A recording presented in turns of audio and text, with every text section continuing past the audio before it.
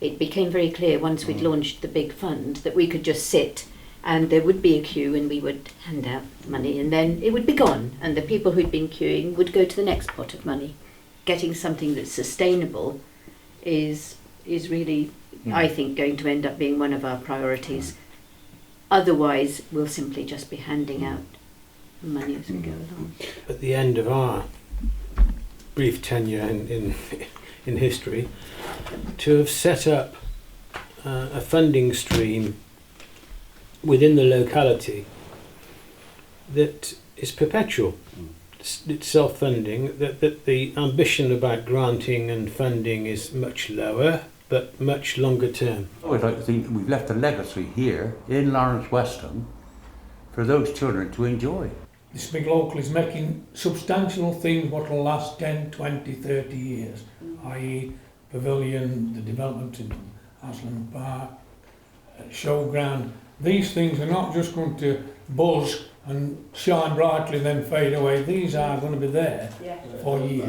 Through the Big Local programme, we've got a high focus on fuel poverty for our residents. So we're trying to explore ways on how to address fuel poverty and obviously cleaner energy. So we formed an energy group. We invested in a young chap to do some energy programme for some energy work. We only invested £2,000 in him, I think that's 2 years ago. The Big Local was invested in me and spending time on the project, and I've been able to draw in other funds to support my role. We are employing people to go out and get ideas, get money. Avonmouth being so close, it's been pollution that the community's experienced but not had a community benefit. So what we were able to do in negotiating with the council was actually take on a site that the council owned.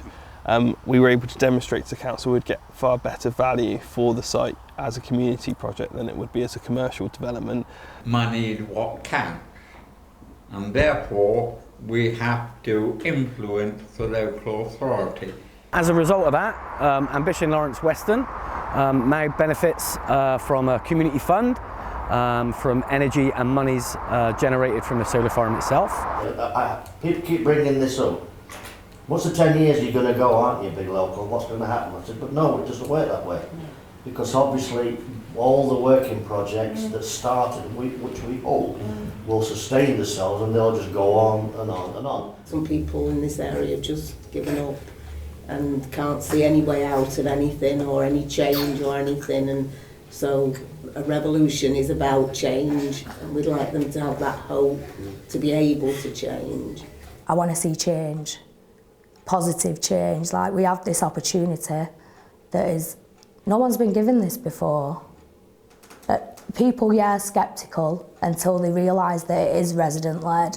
10 years' time, I'd like to see, Mandy, your successor and a group of new people here in 10 years' time say, right, this lot have now gone out to graze.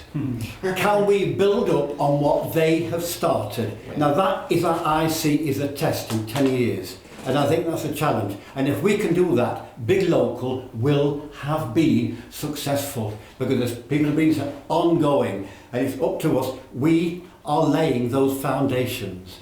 And if those foundations are firm, Big Local will continue. I have no shadow of doubt about that.